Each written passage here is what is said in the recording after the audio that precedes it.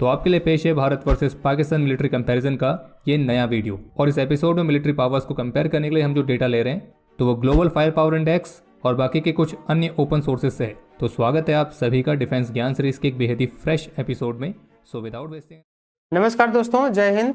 Logic deck channel के एक और वीडियो में आप सभी का स्वागत है। तो भाई आप लोगों के लिए मैं एक नया वीडियो लेके आ गया हूँ। और भाई आज का जो वीडियो है वो है पाकिस्तान और इंडिया के मिलिट्री कंपैरिजन है जो 2024 का है। और भाई 2024 में इंडियन आर्मी और पाकिस्तान आर्मी एक दूसरे के सामने कहाँ स्टैंड करती हैं, इस वीडियो में हम लोग ये देख पाएंगे। और वेपन्स कौन कौन से किसके पास हैं, कितने हैं और कौन कितना ताकतवर है, तो इस वीडियो में आज आप लोगों को ये पता चलने वाला है। और भाई वैसे भी लॉजिकली तो हमसे आगे तो है नहीं पाकिस्तान, लेकिन फिर भी वो कहते हैं भाई दुश्मन को कभी कमज़ोर नहीं समझना चाहिए। तो आप लोग जैसा हमेशा से भाई एंजॉय करते आए हैं कि साथ में पाकिस्तानी लोगों का मैचअप भी देखेंगे। तो चलिए वीडियो पहले देख लेते हैं और मिलते हैं वीडियो के एंड में। और भाई वीडियो देखने से पहले चैनल को सब्सक्राइब नहीं किया तो सब्सक्राइब कर लेना और साथ में वीडियो को लाइक और शेयर जरूर करना। तो चलिए शुरू करते हैं। जय हिंद डिफेंस लवर्स। अक्टूबर 2017 में हमने अपने इस डिफेंस स्कॉट चैनल पर एक वीडियो अपलोड करी थी जिसका टाइटल था Indian military versus Pakistan military 2020, और जिसमें हमने इन दोनों देशों की मिलिट्रीज का कंपैरिजन किया था। और ये हमारे इस चैनल की सबसे ज़्यादा देखी गई वीडियो है। तो इस वीडियो को हमने जब बनाया था तो तब से लेकर अभी तक 6 साल बीत चुके हैं और इन 6 सालों में दोनों ही देशों की मिलिट्रीज ने ग्रोथ करी है। तो चलिए जानते हैं कि इन 6 वर्षों के समय में दोनों देशों की मिलिट्री पावर के बीच जो पहले डिफरेंस था तो अब क्या वो डिफरेंस कम हो गया है या फिर वो और बढ़ गया है, जानेंगे इस एपिसोड में। तो आपके लिए पेश है Bharat versus Pakistan military comparison का ये नया वीडियो। और इस एपिसोड में मिलिट्री पावर्स को कंपेयर करने के लिए हम जो डेटा ले रहे हैं तो वो ग्लोबल फायर पावर इंडेक्स और बाकी के कुछ अन्य ओपन सोर्सेज से है। तो स्वागत है आप सभी का डिफेंस ज्ञान सीरीज के एक बेहद ही फ्रेश एपिसोड में। So without wasting any time, let's begin.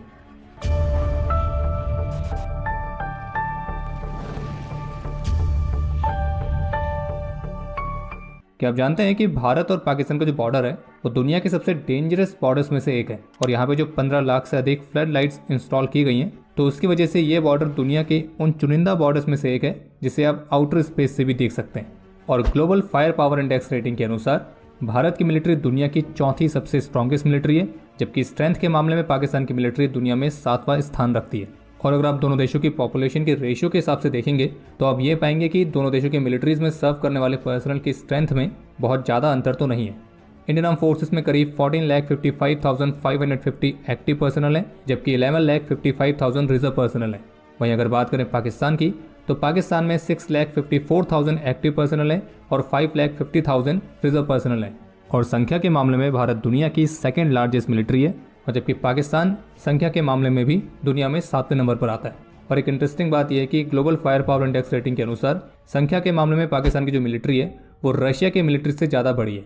अगर बात करें डिफेंस बजट की तो फाइनेंशियल ईयर 2023-24 के लिए भारत का डिफेंस बजट है 5.94 ट्रिलियन रुपीज़, जो कि डॉलर्स में होता है लगभग 74 बिलियन यूएस डॉलर्स।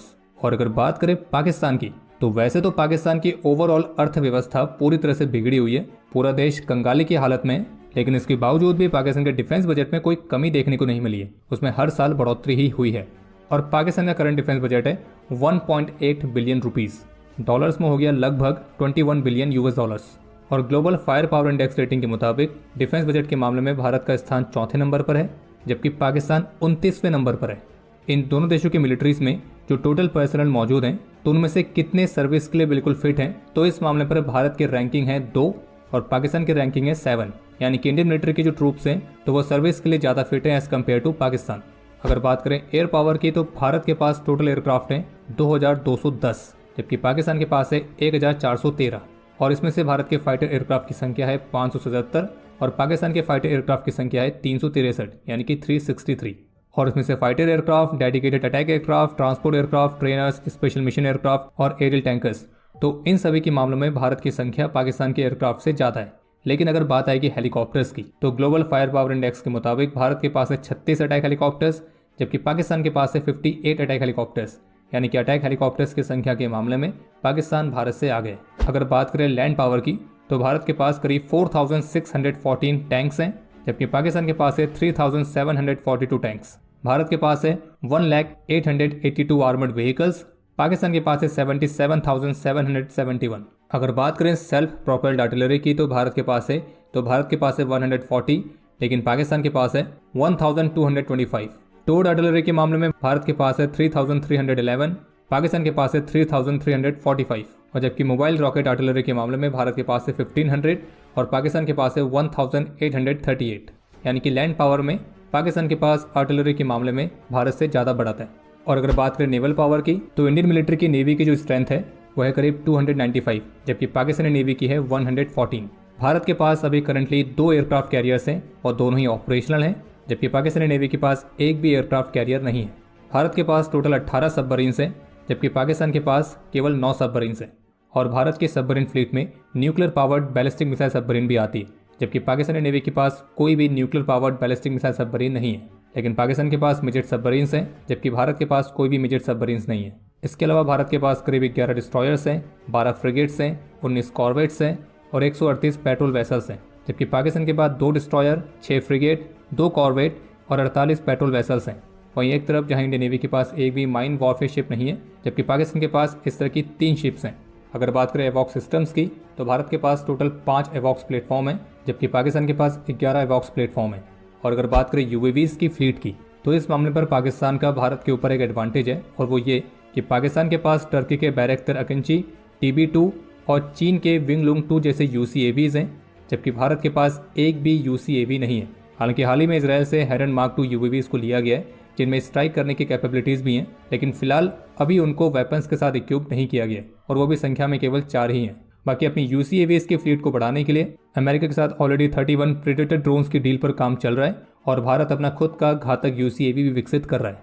तो अगर ओवरऑल संख्या के हिसाब से देखा जाए तो मैन पावर, एयर पावर और नेवल पावर के मामले में भारत पाकिस्तान से आगे, लेकिन लैंड पावर के मामले में पाकिस्तान के पास भारत से ज़्यादा बढ़त है। और जबकि global fire power index rating का डेटा ये भी दिखाता है कि साल दर साल जहां एक तरफ इंडियन मिलिट्री की स्ट्रेंथ बिल्कुल स्टेबल रही है और इसमें कोई बहुत ज़्यादा उतार चढ़ाव नहीं देखा गया है, वहीं पाकिस्तान मिलिट्री की स्ट्रेंथ में हर साल ग्रोथ देखी गई है। हालांकि अगर आप उसे भारत से कंपेयर करते हैं तो वो भारत से फिलहाल अभी कम ही है। तो ये तो हो गया कंपैरिजन क्वांटिटी के हिसाब से। अब थोड़ा सा क्वालिटी के हिसाब से कंपैरिजन करते हैं और शुरुआत करते हैं आर्मी से। तो ट्रूप्स की संख्या के मामले में इंडियन आर्मी पाकिस्तानी आर्मी से बड़ी है और दोनों ही देशों के आर्मी के सोल्जर्स को वॉर का एक अच्छा खासा एक्सपीरियंस है। और चूंकि दोनों देशों के बीच अभी तक 4 युद्ध हुए हैं, 47, 48, 65, 71 और 99, और इन चारों ही युद्धों में इंडियन मिलिट्री ने हमेशा जीत हासिल करी है। तो अगर वॉर एक्सपीरियंस देखा जाए तो दोनों ही सोल्जर्स का काफ़ी अच्छा खासा है।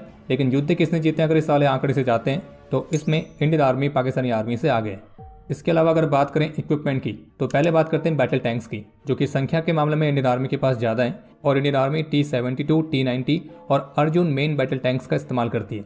जबकि पाकिस्तान की आर्मी में अधिकतर संख्या में Al Khalid battle tanks, Chinese type 59, type 69, type 85 और VT-4 जैसे टैंक्स हैं। हालांकि जो अल खलीद है वो तो टेक्नोलॉजी वाइज इतना सुपीरियर नहीं है, लेकिन जो बाकी के चाइनीज़ टैंक्स हैं और खासतौर पर VT-4 तो वो पाकिस्तानी आर्मी की इन्वेंट्री का सबसे एडवांस टैंक है। लेकिन फायर पावर के मामले में ये भारत के अर्जुन मेन बैटल टैंक्स और T-90 के सामने नहीं टिकते हैं।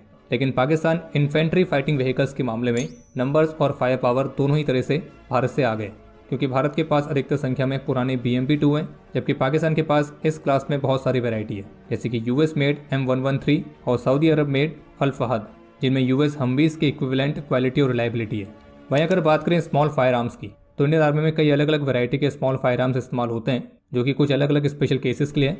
लेकिन अगर स्टैंडर्ड असॉल्ट राइफल की बात करें तो वो अभी भी होम मेड इंसास ही है, जिसे जल्द ही AK-203 से रिप्लेस किया जाएगा। बाकी जो फॉरवर्ड एरियाज पर तैनात ट्रूप्स है उनको खास 6 और के असॉल्ट राइफल्स दी गई हैं। इसके अलावा AK-47, टेवॉर, तो इस तरह की राइफल्स भी हमारी फोर्सेस स्पेशल कंडीशंस में इस्तेमाल करती हैं। वहीं अगर पाकिस्तान की बात करें तो पाकिस्तान की जो अधिकतर फोर्सेस हैं वो अभी भी पुराने ज़माने की HK-G3 इस्तेमाल कर रही हैं, जो कि एक समय पर एक प्रूवन वेपन था, लेकिन वो आज के समय में ज़्यादा सूटेबल नहीं है। बाकी पाकिस्तान की आर्मी चाइनीज़ मेड AK-47 के क्लोन्स भी इस्तेमाल करती है, जिन्हें नाम दिया गया टाइप 56। और पाकिस्तान की जो स्पेशल फोर्स SSG, तो वो भी पुराने ज़माने की SIG SG-550 का इस्तेमाल कर रही है। बाकी कुछ लिमिटेड नंबर्स में पाकिस्तान की स्पेशल फोर्सेस M4 कार्बाइन और स्टेयर ऑक का इस्तेमाल भी करती है। और अगर आप ओवरऑल क्वालिटी के हिसाब से देखेंगे तो इंडियन आर्मी के पास ज़्यादा क्वालिटी में अलग अलग वैरायटी के स्मॉल फायर आर्म्स हैं। हालांकि जो एक बड़ी संख्या में इंसास अभी भी इस्तेमाल हो रही है, तो उसे जल्द से जल्द रिप्लेस या फिर अपग्रेड करने की काफ़ी ज़्यादा ज़रूरत है। इसके अलावा अगर बात करें आर्टिलरीज की, तो पाकिस्तान अधिकतर चाइनीज़ आर्टिलरी सिस्टम्स का ही इस्तेमाल करती है, जिसमें चाइनीज़ A100 300 mm की multiple launch rocket system, BMP-21 grades, 155 mm की M109, M110 और 155 mm के टर्किश पेंटर्स के मॉडर्न टच के साथ टाइप 59, 86 और 54। तो ये कुछ प्रमुख आर्टिलरीज पाकिस्तान की सर्विस में मौजूद हैं। वहीं अगर बात करें भारत की, तो भले ही क्वांटिटी में भारत पाकिस्तान से पीछे हो जाए, लेकिन जब बात आएगी क्वालिटी की तो उसका कोई मैच नहीं है, क्योंकि भारत के पास है homemade Pinaka multi barrel rocket launcher systems, K9 Vajra T, Bofors जिसने कारगिल युद्ध में भी अपने आप को साबित किया था, M777 और स्वीडिश FS-77। और अगर इन दोनों देशों के आर्टिलरीज की रियल फाइटिंग कैपेबिलिटीज को आप देखेंगे तो इंडियन आर्मी के पास ज़्यादा लंबा एक्सपीरियंस और मॉडर्न वॉरफेयर के एंगेजमेंट और ट्रेनिंग के लिए ज़्यादा अपॉर्चुनिटीज़ हैं। और भारत के ग्राउंड पर्सनल और weapon system, perfection, accuracy, reliability और ट्रेनिंग, तो इन सब का एक परफेक्ट मिक्सचर है जो कि अपनी एडवर्सरी को ओवर पावर करने में सक्षम है। तो ये आप कह सकते हैं कि यहाँ पे भारत के पास क्लियर एक विजुअल एडवांटेज है। अगर बात करें मिसाइल सिस्टम्स की, तो भारत के पास अग्नि 5 जैसे न्यूक्लियर पावर्ड बैलिस्टिक मिसाइल से लेकर ब्रह्मोस जैसी एडवांस सुपरसोनिक क्रूज मिसाइल है। हालांकि पाकिस्तान के पास भी मिसाइल्स की कई सारी वैरायटीज़ हैं, और जिसमें पाकिस्तान के शाहीन बैलिस्टिक मिसाइल से लेकर उनकी Babur 3 submarine launch anti ship और एंटी सरफेस गाइडेड मिसाइल्स तक आती हैं। लेकिन भारत के पास जो सबसे लॉन्गेस्ट रेंज की मिसाइल है वो है अग्नि 5, जिसकी रेंज ऑफिशियली बताई तो 5000 किलोमीटर गई है। लेकिन कई सारे एक्सपर्ट्स ये मानते कि ये अग्नि 5 की रियल रेंज नहीं है, बल्कि अग्नि 5 की एक्चुअल रेंज करीब 8000 किलोमीटर तक है। तो पाकिस्तान की सबसे लॉन्गेस्ट रेंज की मिसाइल है शाहीन 3, जिसकी रेंज है 2750 किलोमीटर। और चूंकि पाकिस्तान के अधिकतर मिसाइल सिस्टम्स चाइनीज़ हैं और जबकि भारत के अधिकतर स्वदेशी हैं, तो made in India versus made in China में कौन बेस्ट है तो वो तो आप खुद ही डिसाइड कर सकते हो। बाकी जहां भारत के पास कुछ ऐसी मिसाइल्स भी हैं जो कि पूरे पाकिस्तान को कवर कर सकती हैं, वहीं पाकिस्तान के पास भी कुछ ऐसी मिसाइल्स हैं जो भारत के प्रमुख स्थानों को टारगेट कर सके। लेकिन भारत के पास एक बड़ा एडवांटेज है S-400 एयर डिफेंस सिस्टम और स्वदेशी BMD सिस्टम के रूप में, और पाकिस्तान के पास कोई भी एडवांस एयर डिफेंस सिस्टम नहीं है। यानी कहने का मतलब है कि पाकिस्तान हम पे हमला कर सकता है, लेकिन हम उस हमले को काउंटर करने की ज़्यादा अच्छी पोजीशन पर हैं।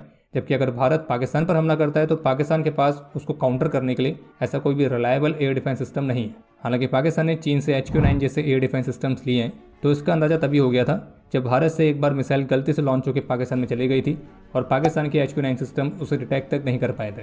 बाकी मिसाइल पावर में भारत के पास एंटी सैटेलाइट मिसाइल्स भी हैं, जबकि पाकिस्तान के पास इस तरह की कैपेबिलिटी वाली कोई भी मिसाइल नहीं है।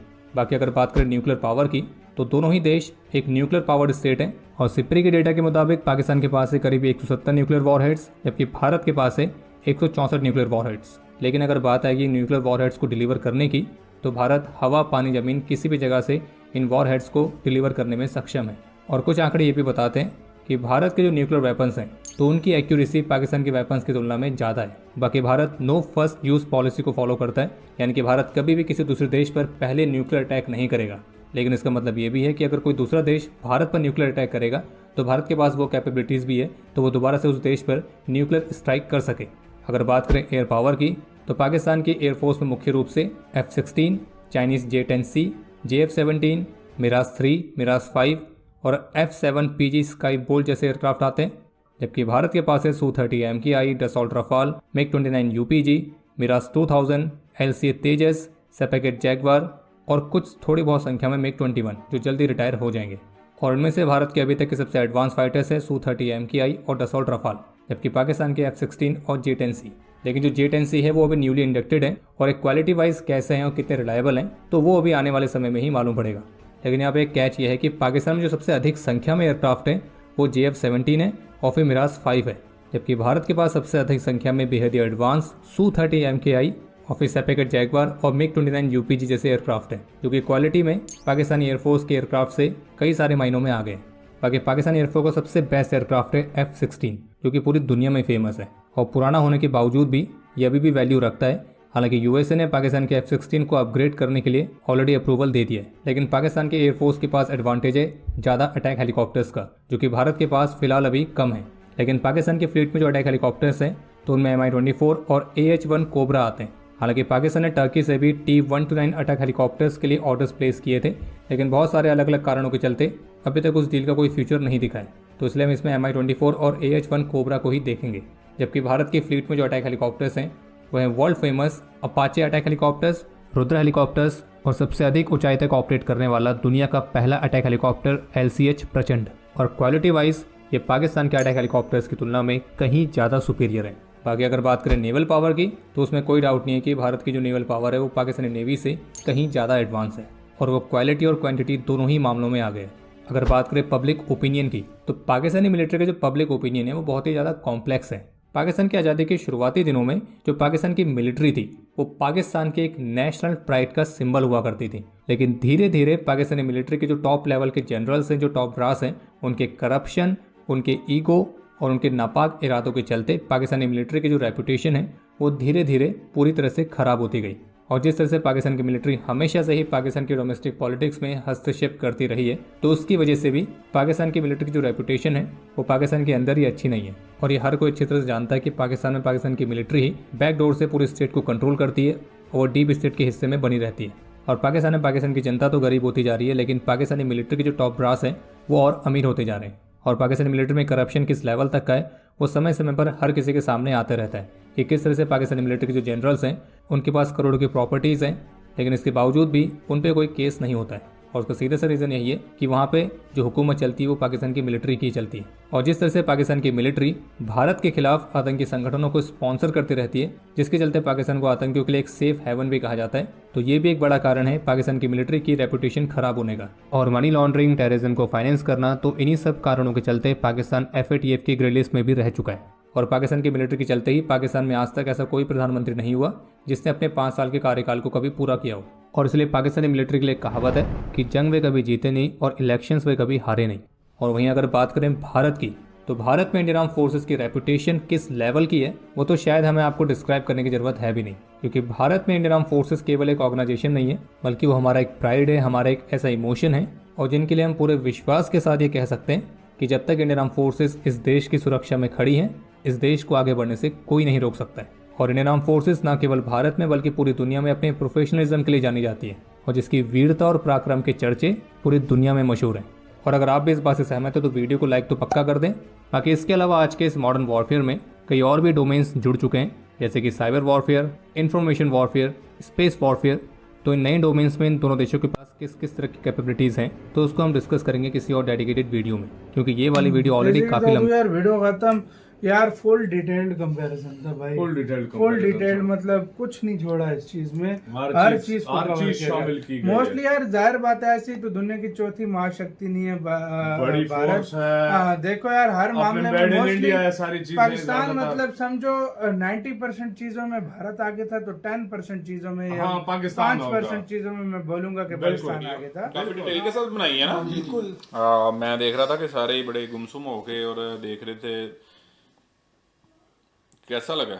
इन्फॉर्मेटिव था काफी। 2024 का उन्होंने बताया सारा, पहले उन्होंने 2020 में। लेकिन मुझे ना एक चीज की आती है कि इंडिया 7 टाइम्स हमसे बड़ा है, 7 गुना है पाकिस्तान से। तो पाकिस्तान को मतलब मिलिट्री इतनी, और कुछ मामला में पाकिस्तान इंडिया से भी मतलब आगे, क्या जरूरत इतनी चीजों की। और इतना जब देश की मतलब इकोनॉमी जो है उसमें स्टेबिलिटी नहीं है, उसमें ये चीजें नहीं है, लेकिन इकोनॉमी तो ग्रो नहीं हो रही, लेकिन वो जो आप अपना आप कह लेके डिफेंस है उसको स्ट्रॉन्ग क्यों वो इतना करते जा रहे हो तो हर साल ही निकलता है ना। एक चीज है ना कि उसके ऊपर भी तो देखना चाहिए ना कि इतना ज्यादा क्या जरूरत दरपेश है कि आपको अब यार कोई भी ना तो इंडिया पाकिस्तान पे हमला करेगा, ना पाकिस्तान इंडिया पे करेगा। कभी पाकिस्तान तो कभी सोच भी नहीं ना सकता कि इंडिया पे हमला दीजिएगा। और इंडियन आर्मी और पाकिस्तानी मिलिट्री आर्मी का जो है वो आज हम लोगों ने कंपैरिजन देखा, लेकिन कई जगह पर पाकिस्तान आगे था, लेकिन वो जगह बहुत ज्यादा कम थी। ठीक है, कोई 3-4 पॉइंट थे जहां पर जो है वो पाकिस्तान आगे रहा, ठीक है, इंडिया से। और इंडिया पाकिस्तान के पास लैंड ज्यादा है, ठीक है। और उसके बाद कई ऐसी पॉइंट्स थे जहां पर जो है वो इंडिया ज्यादा, बल्कि पॉइंट ऐसे थे जहां पर इंडिया आगे रहा। तो सबसे पहले ये कहना चाहता हूँ कि इंडिया और पाकिस्तान का कंपेयर होना नहीं चाहिए, क्योंकि इंडिया की मिलिट्री बहुत ज्यादा है। इंडिया के पास जो असला है वो भी बहुत ज्यादा, डिफेंस सिस्टम इंडिया का बहुत ताकतवर है। और इसके अलावा मैं ये कहना चाहता हूँ कि इंडिया और चाइना का, इंडिया और चीन का जो है ना कंपेयर बनता है। इंडिया अब जो है ना पाकिस्तान को बहुत पीछे छोड़ गया है। पाकिस्तान बहुत नीचे है इंडिया में, टेक्नोलॉजी के लिहाज से, असले के लिहाज से, आर्मी के लिहाज से, जिस मतलब हर चीज के लिहाज से पाकिस्तान को कई साल पीछे छोड़ चुका है इंडिया। यस, ये थी दोस्तों आज की वीडियो। और भाई एक बंदे ने भाई सही बात बोली है कि इंडिया से इनका कंपैरिजन बनता ही नहीं। लेकिन ये लोग कंपैरिजन तो इंडिया से ही करेंगे भाई। और यार हमारी आर्मी 1947 में जब इन्हें हरा दिया, वो तो चलो कश्मीर किसी कारण बस इनके पास रह गया 20-30%, नहीं तो 1947 से ही तब तो हमारे पास इतने मतलब कि मॉडर्न वेपन्स भी नहीं थे, और इनके पास तो भाई 1965 में अमेरिका के वेपन्स थे, टैंक वगैरह अमेरिकन अमेरिकन टैंक थे इनके पास, और हमारे पास वही पुराने जो मेरे ख्याल से सेकेंड वर्ल्ड वार के जो छोटे इधर उधर के थे वेपन्स, वही थे हमारे पास। लेकिन फिर भी भाई लड़ने की हिम्मत होनी चाहिए। और इन्होंने अभी आपको पता है 1971 में 93,000 सोल्जर इनके सरेंडर करके गए हैं इंडिया के सोल्जर के सामने। तो ये लोग फिलहाल यार इनके देश की आर्मी है भाई, ये लोग उनका सम्मान करें, जो मर्जी करें, हमें क्या लेना देना, हमें अपने आर्मी से मतलब है। और भाई हमारी आर्मी ने अभी तक दाग नहीं लगाया। जितना करप्शन इनके यहाँ की आर्मी, इनके यहाँ एक जनरल है, मैंने वो न्यूज़ में देखा था भाई, वो अमेरिका में जाके पिज्ज़ा बेच रहा है इनके देश से पैसा खा के। और इनके यहाँ जितने जनरल हैं वो आज तक तो मेरे ख्याल से रिटायरमेंट के बाद तो पाकिस्तान रहे नहीं। कोई लंदन बैठा है, कोई दुबई बैठा है, कोई अमेरिका बैठा है भाई। जो यहाँ से कमाते हैं पैसा पैसा बनाते हैं और निकल लेते हैं। बाकी प्रॉपर्टी वगैरह वरना हम पाकिस्तान में छोड़ देते हैं, आते जाते रहते हैं भाई। इनके यहाँ आर्मी जनरल जो है वो प्रधानमंत्री से भी ज़्यादा एक पावरफुल आदमी है। इवन प्रधानमंत्री छोड़ रहा है, प्रेसिडेंट वही उस मतलब इनके देश का सर्व वही है। वो जो बोलेगा वो इनके यहाँ यार आप लोग भी देखते होंगे भाई, कितनी आर्मी की वजह से ही पूरा पूरा देश इनका बर्बाद हो रखा, और आज से नहीं, जब से ये भारत से अलग हुए। तो आप लोगों को भाई बताना कंपैरिजन कैसा लगा इन लोगों का, क्या है यार इनका तो इतिहास ही, इनके यहाँ स्कूलों में भी इतिहास गलत पढ़ाया जाता है, तो इनको हमें सिखाने की ज़रूरत नहीं है। तो भाई आप लोगों को वीडियो पसंद आई होगी तो भाई लाइक और शेयर ज़रूर करना, क्योंकि भाई हमारी इंडियन आर्मी का है तो वो आपकी इच्छा है भाई। और साथ में भाई कमेंट में जय हिंद ज़रूर लिखना। तो मिलते हैं नेक्स्ट वीडियो में, तब तक के लिए भाई नमस्कार, जय हिंद। Audio Jungle.